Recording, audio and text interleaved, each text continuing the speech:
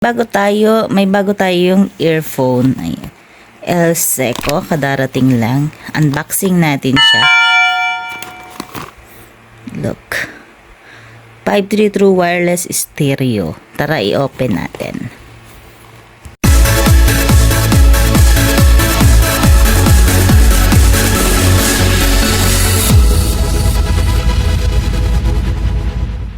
So guys, ito ang ating bagong biling earphone.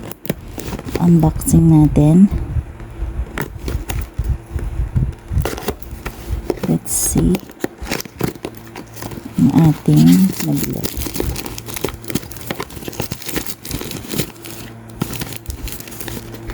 Ito ay may 4 na kulay: white, gray, red, and skin color. Skin color yung napili natin. Let's see.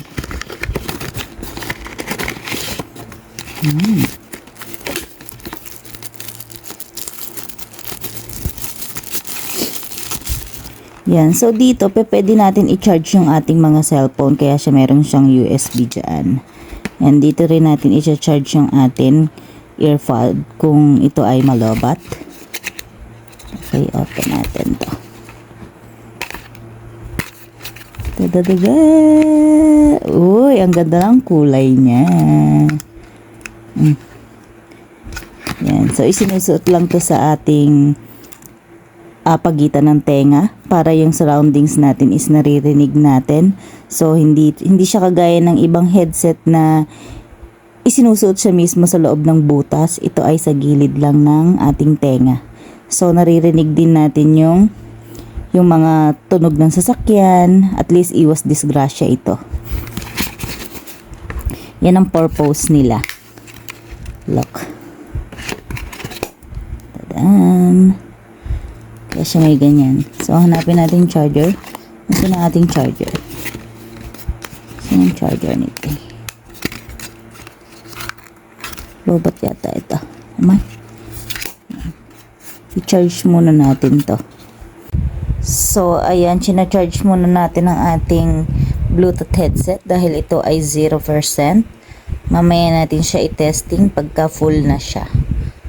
So, ito na yung ating headset pag may charge na siya. Ayan. Umiilaw-ilaw siya. Ayan. Pwede, try natin i-charge yung ating cellphone.